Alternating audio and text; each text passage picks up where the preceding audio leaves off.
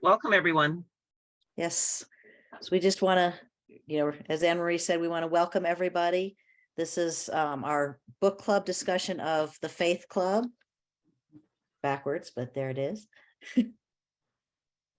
And this book is really interesting. It's been a favorite of mine for a long time because I love the way that these three women in the book use their project of writing a children's book to really learn about themselves and their faith and each other, and to do that from a very curious point of view and non-judgmental point of view. So I'm really excited to spend some time talking about this one. This is just so everybody knows, this is a presentation of Spiritual Life Team of the Wyoming Interfaith Network, and it's our spring book club.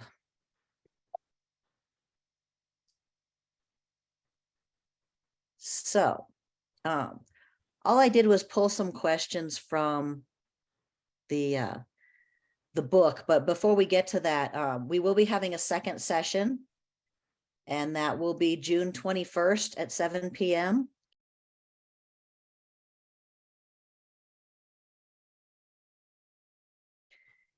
And so in the spirit of the Faith Club book, the Spiritual Life Team challenges each participant to reach out to someone of another faith. And then at the next session, we'll report on that interaction, and that'll be what our discussion will be focused on.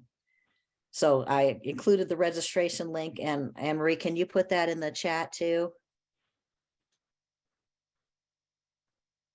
I will. Thank you. All right, so the first question that the ladies in the Faith Club addressed was the idea of examining their own religions. So the first question we have for us is, what religion are you and why?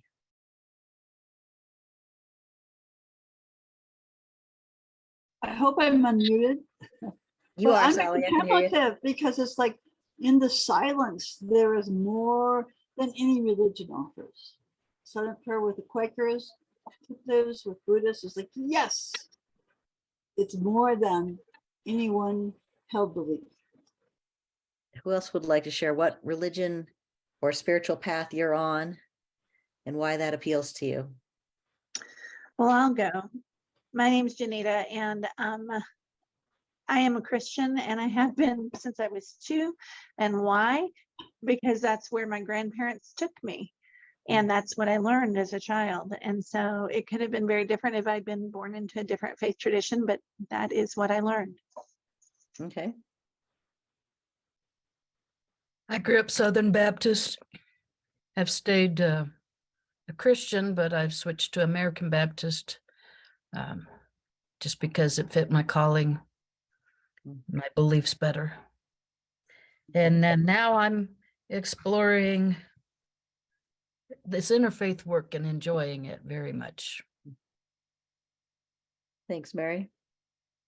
I was raised a Catholic, and I fell away from it for a great amount of my youth and young adulthood life. I did not sense that the condemnation that I felt in the church was anything to do with Christ. And I've come around now because of friends. First, I thought I'd go ahead and become Jewish like some of my ancestors were.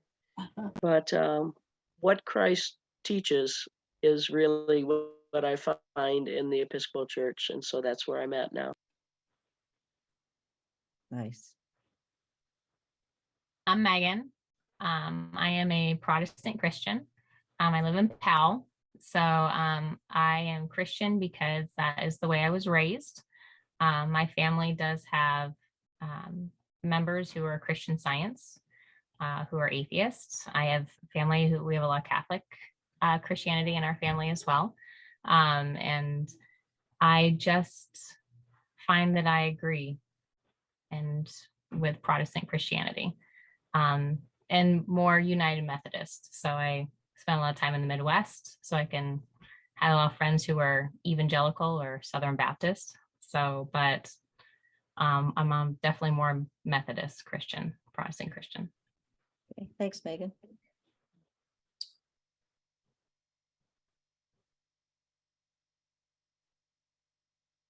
Anybody else want to share?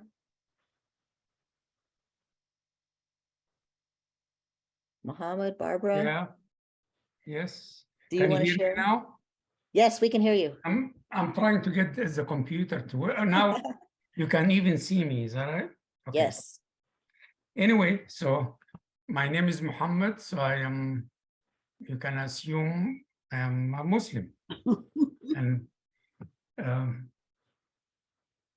and of course, I was raised as a Muslim, and then I knew the religion, and I like the values and what it teaches.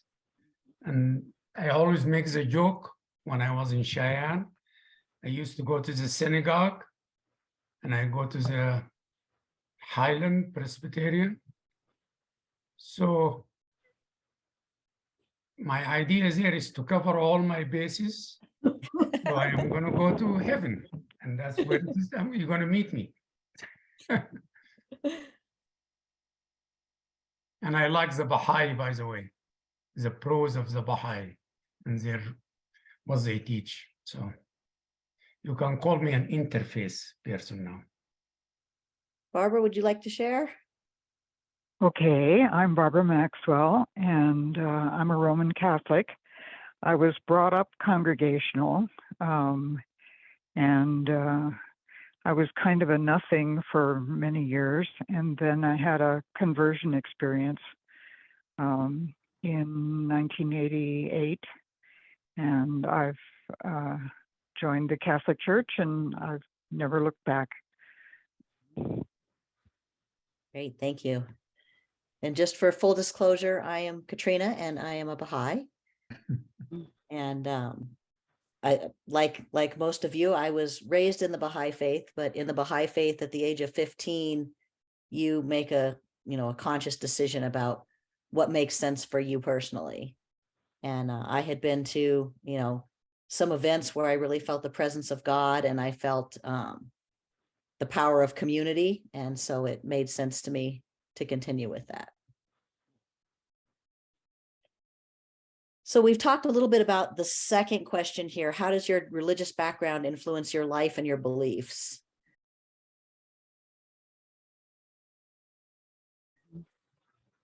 So I guess maybe that question is more, what is the application of your religion for you? What does that look like?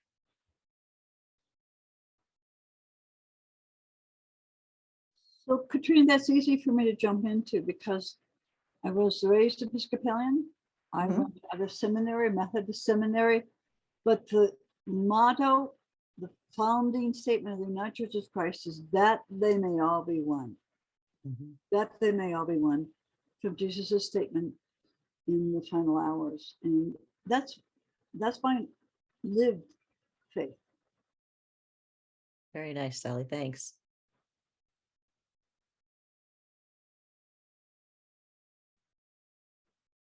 Does anybody else want to jump in on this one?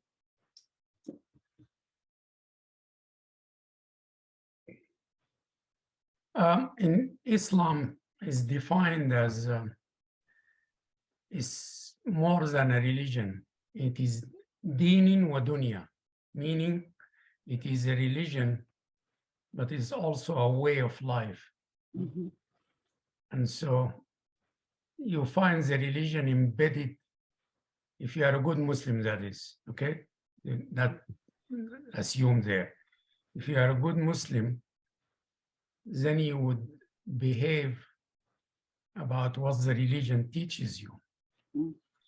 And just like the Jewish religion, the whole idea of us being here, and it says it in the Quran, we were created to worship God.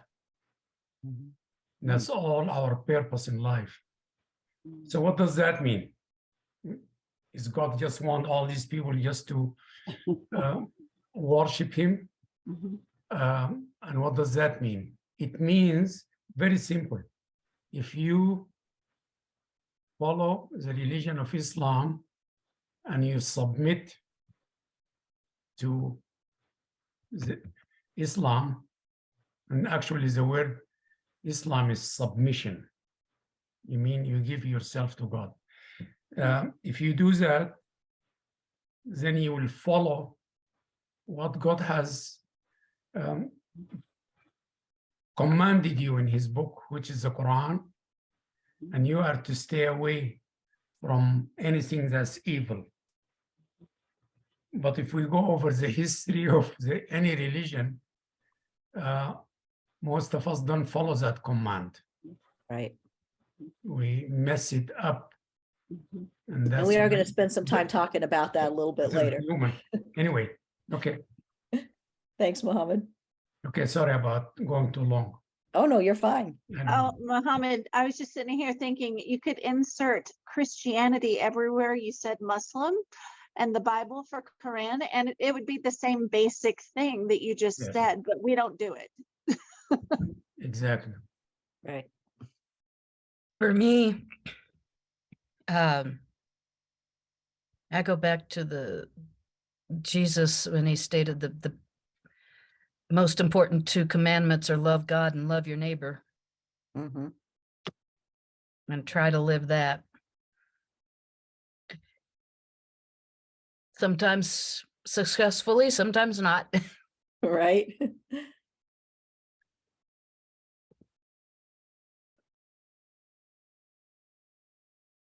All right, well, let's go on to the next set of questions that the ladies discussed.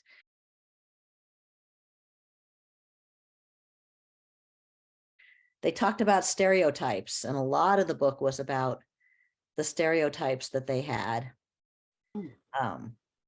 So we got to lay it all out on the table. What stereotypes do you hold of Muslims, Christians, Jews, or other religions?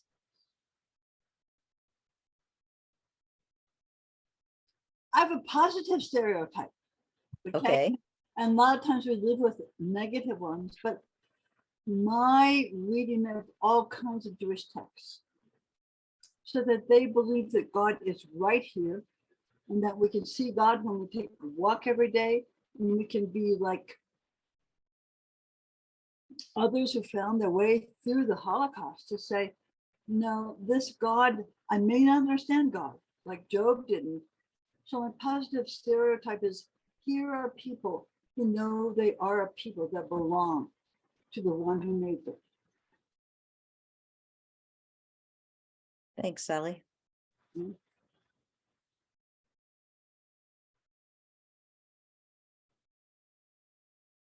Any others? Well, I would, with the stereotype of Christians right now is that if all you see is what's on TV, then we're all hateful or Mhm. crazy or both. Muslims are a stereotype, or they're all out to kill anybody who's not Muslim. Mhm. Oh, here's probably a personal hangup would be, is a Muslim man going to treat me with respect as an equal? Hmm. Wondering about that. Yeah. I would have to agree with Mary on the stereotyping of Christians with what we see in the media.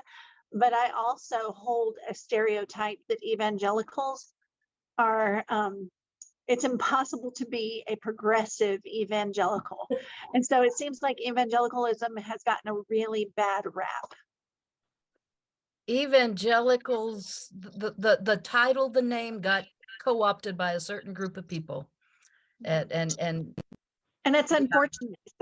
yeah, I really don't bad. feel like I moved, but I don't use the title for myself, evangelical, anymore. Mhm. I feel like that name was stolen from me. Wow. Because growing up, evangelical meant you just wanted to share your faith. Yeah. Mhm. That our faith had given us good things and we wanted to share those good things. It's taken on something else now. I have to admit that's a stereotype that I'm, consciously working on overcoming, Mm. is that word evangelical. Because to me, it means somebody who's going to try to convert you. Mm. That And is that's- what it means now. Well, That's, and that's not not the just experience that I conversion. have with everybody. But Yeah, that is what it means now. Try to convert you, but also make you live according to their faith, whether you believe it or not. That's what evangelical has come to mean. right. And that's unfortunate because that's not the case for most people who would identify that way. At least it didn't used to be. I think growing up in the deep South, I would probably say that there was a lot of stereotyping on Muslims. It dealt with color. That Muslims were a people of color, that you could not be a white person and be a Muslim. Also, Jews, there would have been a stereotype growing up that they were the ones that were stingy with money, No. or the business keeper, kind of thing, that that kind of thing, always a shopkeeper type of thing. And so those were the stereotypes I grew up with. The Jewish cabal that rules the banking system and all the Yes. governments. Yes, and in my area, we didn't mention it here, but Hinduism had death in it stereotypes going on in my area of the country. What were the stereotypes for Hindus? That they always had to have the third eye. That was always made fun of. That was an issue. That they couldn't speak clearly. They owned hotels. They always owned the hotels or the 7-Eleven. Those were the stereotypes. I'm not joking. Sorry, this is what I grew up in. I don't hold those stereotypes today because I have grown through it. But yeah, that's what I grew up with. Yeah. Well, and it's important, it takes some courage to say, these are the stereotypes that I have, or the others are the stereotypes that I have had. But it's a huge, important part of the discussion. And particularly, with this book, a lot of what they, spent several years trying to overcome. And it's something that we all carry to one degree or another, is those ideas that we grew up with that, we have to overcome. So it takes some courage to say, this was my thinking. I also grew up in the Bible Belt of America, spent my Mhm. teenage years there. So my impressions are the same as Janita's. I had parents who thought very globally and had traveled a lot. So those were never encouraged in my home, and it was always talked about. But yes, that was in the middle of the Bible Belt, middle of the country. Those were the stereotypes. And yeah, especially the evangelical Christians, and I have Southern Baptist friends and Southern evangelical friends, and I was going to hell. So, and I, in high school, we had a girl who was homeschooled, and which is totally fine. I homeschool my own kids, but she came on the cross country team, grew up conservative Catholic. I'm not sure if she was Roman Catholic, but she was conservative Catholic. And she told all of us, including the other Catholic girls on the team, that we were all going to purgatory. And I said, you can't tell people that. And she's like, well, why? Well, you cannot tell people they're going to hell. And I'm like, well, and I don't believe in that. And it just blew her mind, that people didn't believe that way. And I'm like, you can pray for them, but you cannot tell people that. So, but yeah, there were some interesting things in the middle of the Bible Belt. So Well, good for you. I wish someone had been around to tell some of my friends that they couldn't tell people that. it was very awkward. And I was a runner, and we were long distance running. And I just was like, Hannah, we are going to go run this mile by ourselves, and you cannot tell people they're going to hell. Well, they're not going to hell. You're going to purgatory. But I don't believe in that. Right. So, and it just, she was 15. So it was eye-opening for her. Mhm.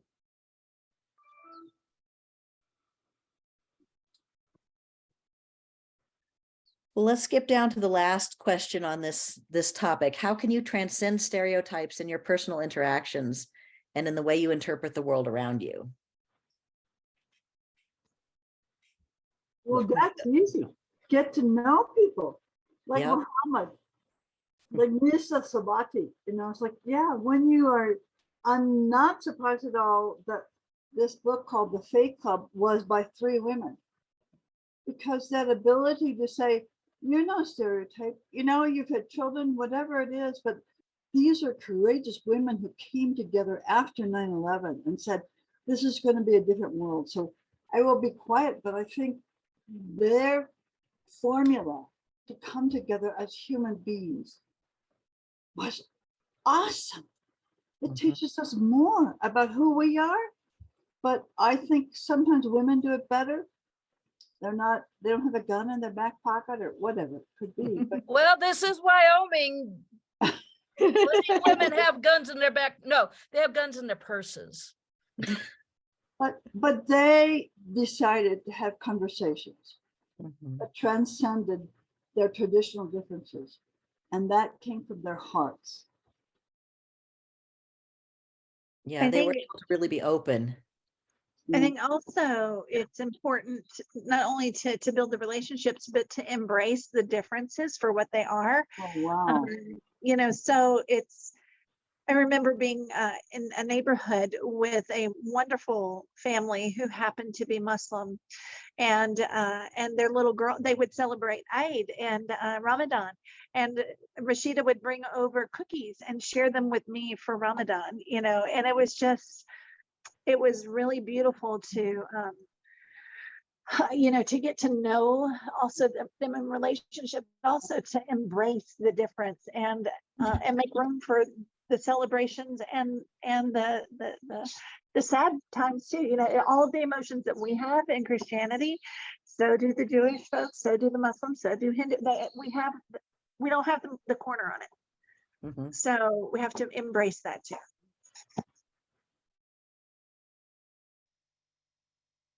Thanks, Janita.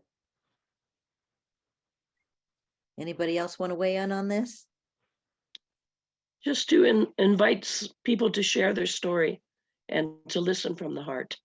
Mhm. I have had many surprises that way.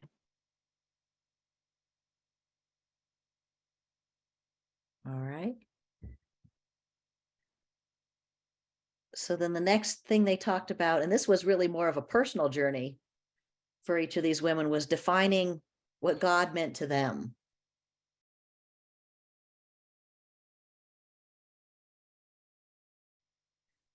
So the first question is, do you believe God exists? And what is God?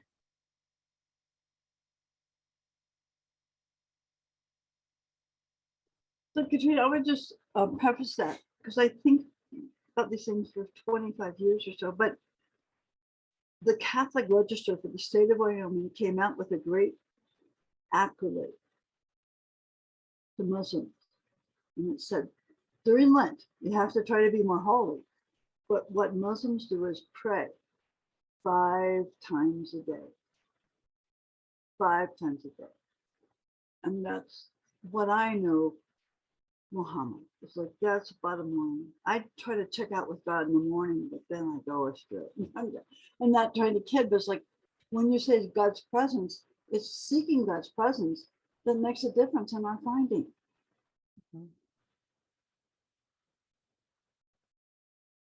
Yeah, thanks, Sally. I will answer it. Yes, I believe God exists, and I do not know who God is.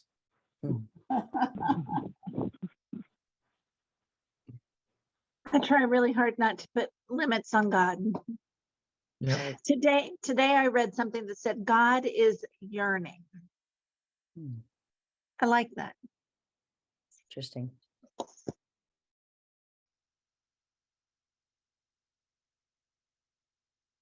Yeah, in the Baha'i faith, God is kind of a paradox because God is unknowable, and yet one of our purposes in being alive and being on this planet is to try to know God. Mhm. So it's a, it's an endless journey because you're never going to get to the end, but you need to always be on the path. Mhm. That's great.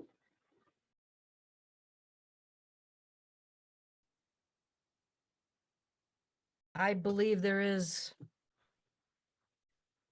God, a God, and like Muhammad, I would say we don't know that being. I won't even use he Right.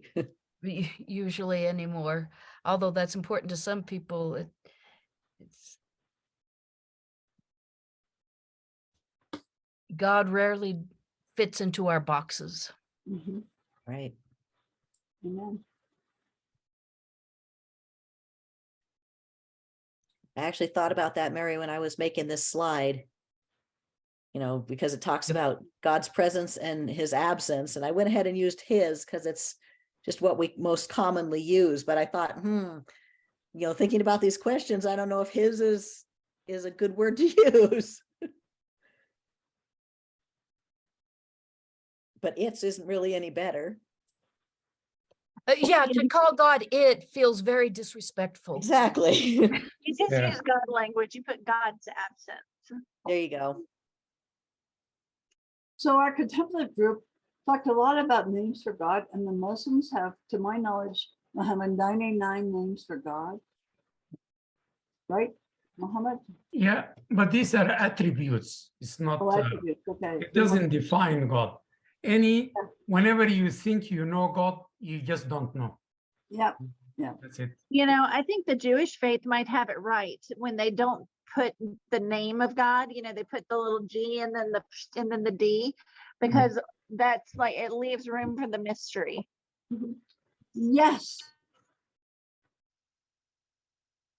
Very nice.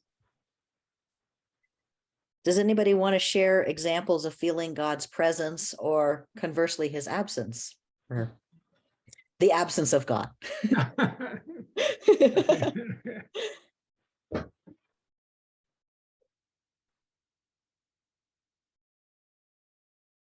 So I discovered the Diary of Anne Frank, notes from it directly from a little library in Miami, and Anne Frank and other people who suffered big time of any religion.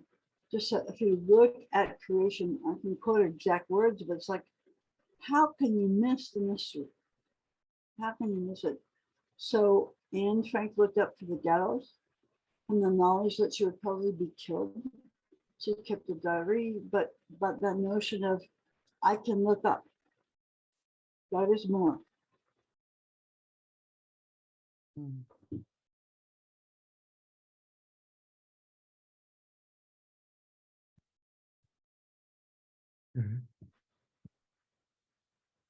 I have to go back to the question of existence because it's always seemed to me to be a very strange question. Oh, To me, God is existence. Mhm. wow. Yeah. I kind of thought the same thing with that too. I'm like, God is everything. It's just everything. That's how I think too. Um, probably the most recent example of God's presence in my life was my husband moves around a lot for his job. And 2 years ago, probably close to the pandemic time, after, he was so funny because he was applying for these other jobs. And I said, no, I don't think that's right. And he's like, what do you mean? I said, I just feel like we're going to move to Wyoming next. And he's like, that is so off the wall, Megan. And it was 2 years later, he was like, how did you know? I'm like, I don't know. It was just one of those things. And it wasn't like, lightning bolt. There wasn't any whispers or anything like that. It was just a feeling of peace about it. This is, I think, where we're going to go, babe. So, and he kind of blew his mind, but yeah. Yeah, thanks, Megan. Hmm.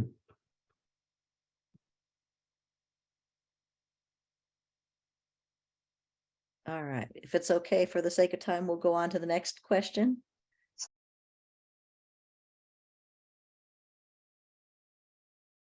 The exploration of prayer and holy text. Something that pretty much we all have in common, at least the religions I'm familiar with. So, first question is, do you pray, and what does that look like for you?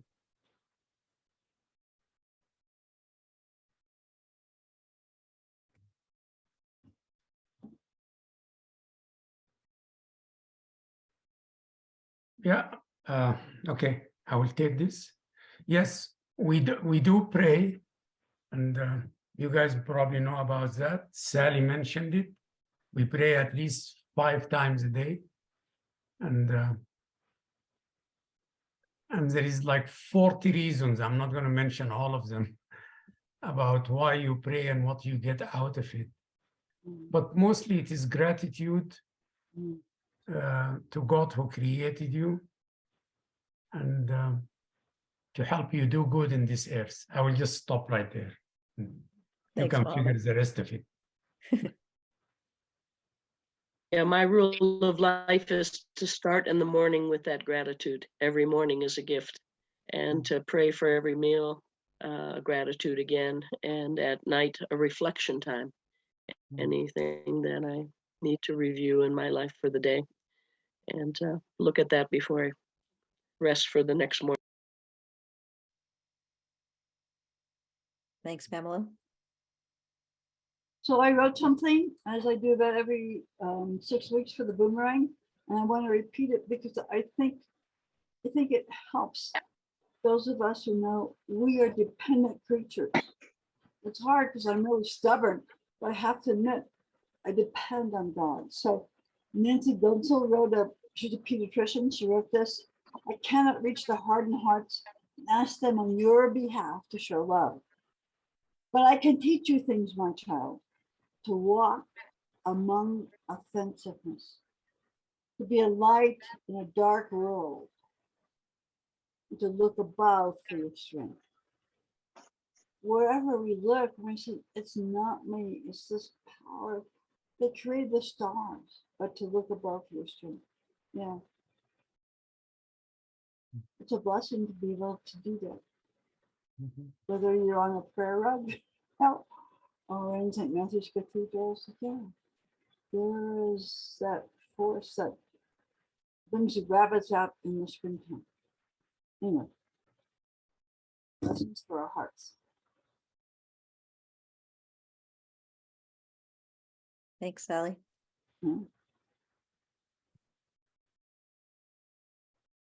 So prayer for me is a little different. I am a pastor, and so there are times when I read prayers. There are times when I speak prayers from the heart. There are times that I sing prayers. But really where I feel most connected with God is in the quiet moments when I'm just walking outside, in nature. And I don't even have to have a verbal conversation. But that is when it's my prayer time, not going as an intercessor for someone else. That's my prayerful moments. That's interesting. Thanks, Janita. Yeah, when you do take on that pastor role, what we used to be able to focus on for ourselves often gets lost in focusing on for others, prayer for others, Bible study for others. Yeah.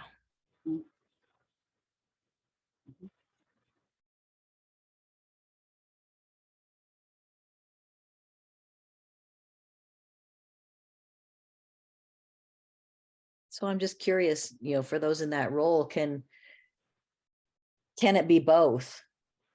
Can your praying for someone else also be benefiting you? That's the hope and prayer. I would say sometimes. Sometimes, because sometimes you have so many things that you're trying to remember, especially when you're doing intercessory prayers. And I even write them down sometimes because there's just so many that you have to lift on their behalf. And so I try to get it right. And then I even give myself grace of saying, and anything that I messed up on, God.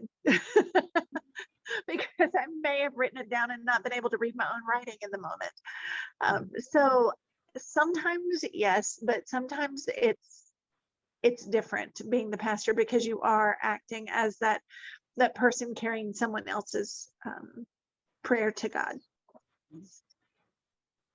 I have a question I want to ask. How about those people who do not pray? What happens to them? And then whenever we have a shooting and people are questioning that, we send our thoughts and prayer, and they do nothing about it, or go back and vote for more guns on the street. I don't need to give you an example. You can figure it out. So those are two questions I would like. What question do you have about prayer? My belief is our prayers should change us so that we do respond with an action, not just thoughts and prayers. I heard somebody describe it put this way, to put feet on prayers. If I pray for peace, then my feet better be carrying me out in order to work for peace. I am totally put off, even as a Christian, by those people who would say, yeah, our thoughts and prayers go out to the people who died, the families of the ones who died, but I'm still going to hang on to my guns and fight for my guns. I am totally put off by that anymore. In the Baha'i faith, there's a, answer? oh, sorry, go ahead. Oh, go ahead. No. Go ahead. Continue. I was going to say, in the Baha'i faith, there's a quote that says, prayer is conversation with God. Mhm, And I like to think about that because mhm, it's not just me talking to God. A conversation means speaking and listening. Going back and Right? forth. You have to listen for the answer, mhm, and then do something about it. mhm, mhm. I have a question from Mohammed. Yes. Do you think, because of your tradition of spoken prayer, you all speak the prayers, right? When you kneel and pray, right? Yeah. Do you have a tradition of silent prayer or no? Yeah, I mean, there is the ritual prayers that you see, where people bend down and read verses from the Quran. Mhm. But at the end of that, then you can do what is called dua or supplication, where you ask for stuff. God, protects the universe, and people should keep their guns safe. And, you can ask, so you ask God for things you would like, even personal things, that he give you success, have your children get married or be successful, and so on. So It's just a conversational, you have a Yes. conversation. Okay. I Yeah. was just wondering because I wonder sometimes if those silent prayers are sometimes discounted if you have an active prayer tradition such as yours, but the ones that maybe the prayers of the heart, the ones that don't get spoken out loud, but you hold them there. That's, do you have that in your faith? Yes. Okay. Actually, in Islam, in the Quran, it says even inanimate objects, trees, pets, all of them are always in prayer for God. The mountains, the sea, and so on, they are all in constant prayer of God, for God. That's Human beautiful. beings are the only one who were given the choice to do it or not to do it. And guess what? Many people don't do it. And then another thing is that people go to prayer when they have something bad happen to them. They are sick, or they have an earthquake and stuff like that. But when life is good, they don't pray. So Islam encourages you to pray when things are good or when they are not that good. And silent prayer, we always do it because we are thinking, even your thoughts is a silent prayer, and God knows about it. Actually, God told you, I don't even need your prayer. You're doing it for yourself.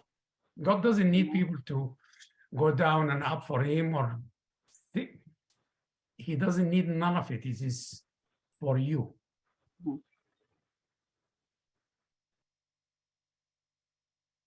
Before we go to the next one, are there any other questions that people might have about the prayers and writings of other faiths? All I've said, Katrina, I know, I mean, like for 50 years, what different traditions say about prayer is true across traditions. It's like the higher power, it's like the first steps, like, okay, and it's across traditions to say, we have to lean into the one who created us in the first place. And that's a huge common denominator. Mhm. Mhm. Yeah, thanks, Sally. Can I ask a Roman Catholic a question? Yes. So, Yes. in the Roman Catholic faith, I know that you use intercessors such as saints or Mary when you do your prayers. Do you ever go directly to God, or do you always use an intercessor? And if you do always use an intercessor, do you feel like you're missing something? Oh, Well, question. okay, my take on it would be, of course, we go directly to God. Okay. And asking perhaps a saint to pray for you is sort of like asking your good friend to pray for you. mm, Nothing more, nothing less. mm.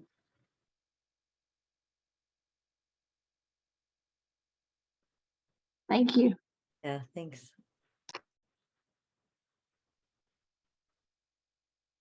Any other questions before we go to the next set? You've been really quiet though, Katrina. Yeah, but you know, I can go on for hours, Sally.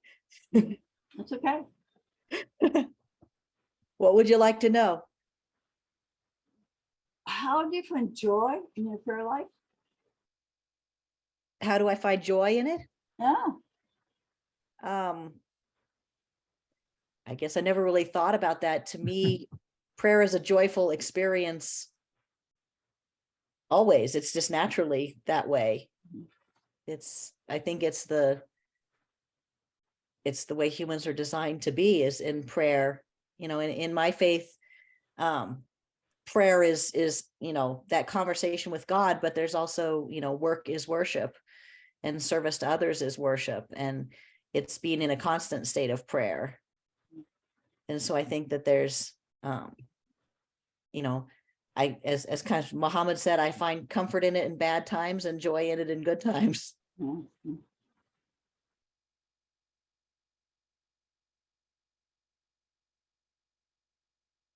Thanks.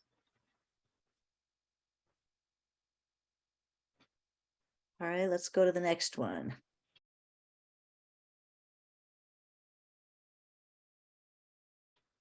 Religion on the world stage. This is another hard question, or hard set of questions. Do you think your religion is manipulated, misunderstood, or under attack? Islam, yes, yes, and yes.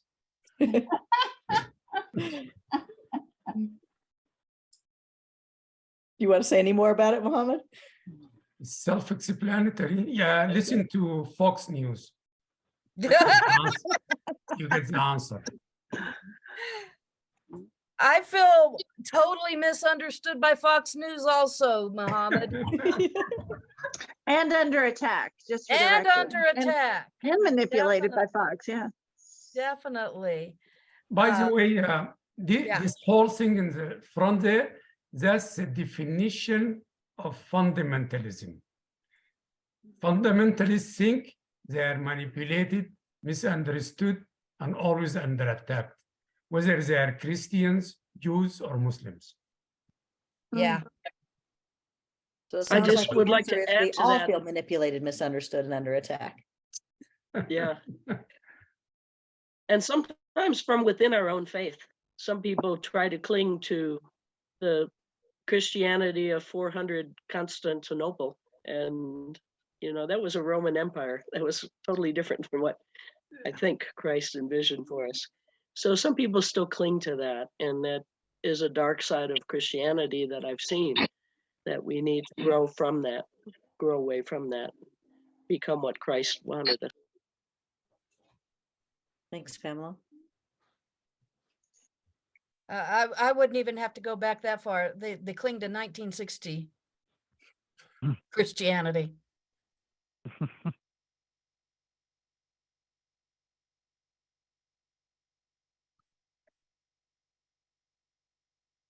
All right. How does religion affect the lens through which we see the world? It gives us a particular worldview that determines what is good, what is bad, what's possible, what's reality. And sometimes it's right and sometimes it's wrong.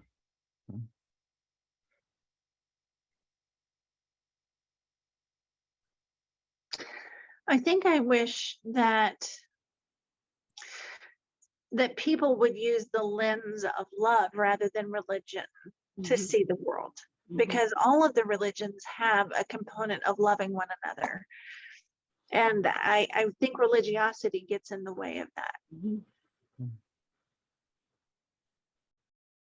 Yeah, it's not really, you know, religion or the traditions that we follow. It's our misinterpretations of them that get us in trouble.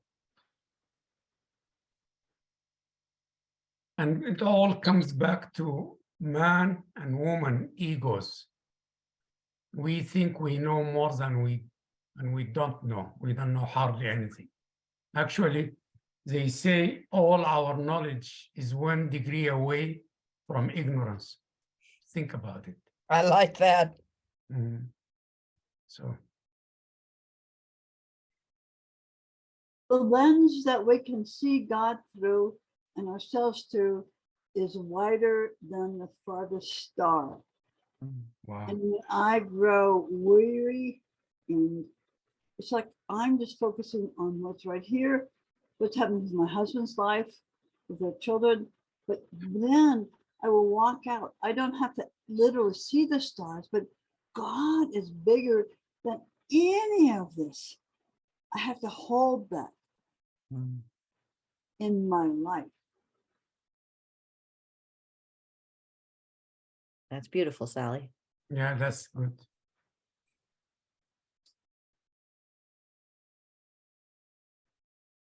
How does religion contribute to world conflict? And does religion foster peace? Yes and no. Yes. And Yeah.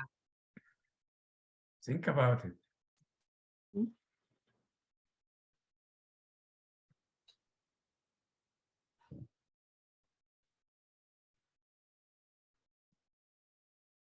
In my You opinion, just have to talk. You're the expert on all this. I was going to Yeah. say, I think that all religions foster peace, and Mhm, that is a central tenet of all religions. mhm. And religion contributes to world conflict when it's, you know, the humanized version of it, not the spiritual version of it. We use it as an excuse for conflict, Mhm. but religion in its true form, or spirituality, or whatever you want to say that is, fosters peace always.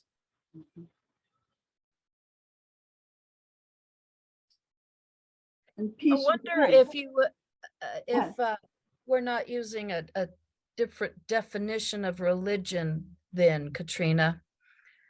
Number one, that all religions focus on peace. I think if you looked, you would find some that glorify war.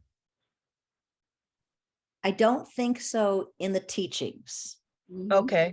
I think Um, you will find that there are members of religions or groups who claim a religion, but those are human beings who are fostering war. I don't think you'll find war in the teachings of any faith. Mhm. I don't know. Yeah, you kind of have to read the Bible and make sure on that. What are you thinking? Well, there's a lot of thought about war in there. especially in the Old Testament. True, but what did Jesus teach? Yeah, Jesus Right? In turned fact, some what did things on their Moses head. teach? What did Abraham teach? Mhm. Yeah. In other words, I would say before giving a yes or no or one way or another answer to that, you Mhm. kind of have to review the scriptures. Mhm. For sure. So when I prayed with the nuns down at the Abbey of Walbaga, they pray the Psalms. They finish all the Psalms in about 6 weeks, the Psalms. And those Psalms are filled with, get them, and so there's a tension between the peace within and the peace that, oh no, if I just had something different with my neighbor. But when I asked the nuns there, I said, what do you do with this language, which is prevalent in all 119 Psalms? They said, that's our struggle with ourselves. Well, but I'm thinking on what the person on the phone said. I'm sorry, I've forgotten your name, but you look at the prophets. I think a year or two ago, I did a study on the minor prophets, which quite frankly, I was not excited about, but I did it anyway. Mhm. And in the minor prophets, you can find it one scripture that says, may all the swords be beaten into plowshares. And then there's another one that says, may the plowshares be beaten into swords. All right. And so you have a both and situation. I think what ultimately what is peace is it comes down to humankind. It comes down to what we determine is most important. If war is most important because we have a global economic reason to go to war, notice I didn't give a religious reason, then we as humans are going to find scripture or holy writings to support it. And vice versa, if we want peace, we will be able to find a holy scripture or religious writings to support that too. Thanks, Janita. All right, we're about out of time. So the last question is, what can we do to promote peace and those within your religion promote peace and unity amongst all religions?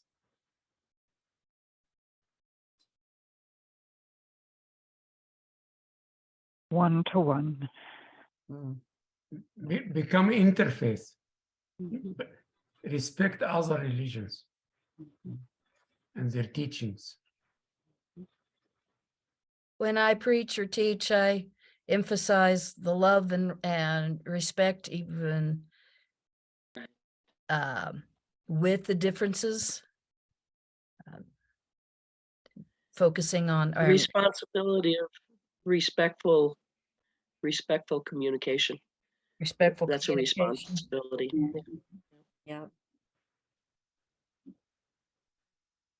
All right, so to wrap it up, I'll reiterate session 2.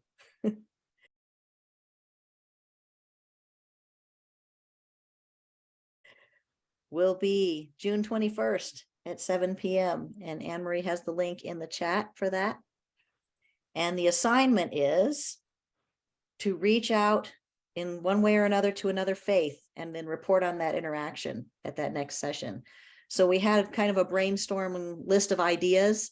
This is not an inclusive list. Whatever way to do this assignment works for you, then do that way, but some possibilities. inviting someone to speak to a group or offering to speak for another group. Not speak for, but share your point of view. Attend another church or religious organization. Have coffee and conversation with someone of another faith. That would be a conversation about faith. Share prayers with someone of another faith. Attend an interfaith devotion or event. And then there is a course from Interfaith America on interfaith dialogue. Mhm. That's also useful. And the link is here. Katrina, clarifying question, please. Mhm. Up here and where we are, the northwest corner of Wyoming, it's going to be Christian, and LDS. Well, Are feel you free to do it okay with online. the interfaith being LDS? Yes. Okay. So, Well, anybody, I'm kind of thinking in my situation, evangelical could be other faith. yeah, it can be anything. If you consider LDS to be a different religion, then I would say then that would count.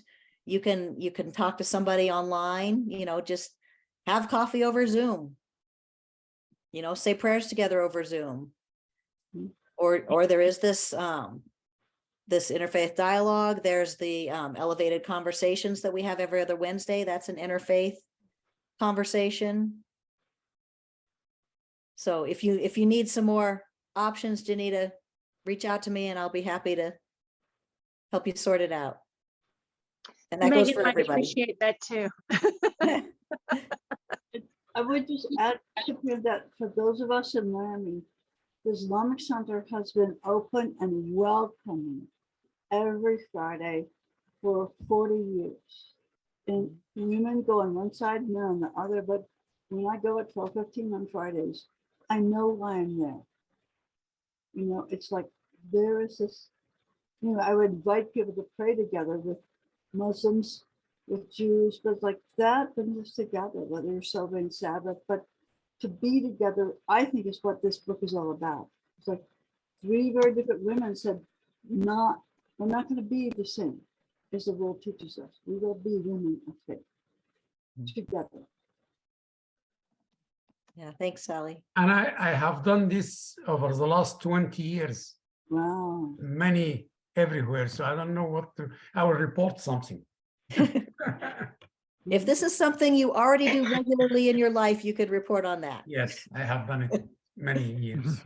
Yeah. Thank you. Awesome. Thank you, Katrina. Thank you. Thanks, everybody, for being here. Okay. This is a great As always, book. if you don't already volunteer for the Wyoming Interfaith Network on some team, we'd love to have your participation. Mhm. Helps us put out programs like this. Mhm. Great. And if you're interested in more, look at the Voices of Faith and Leadership program for 2024.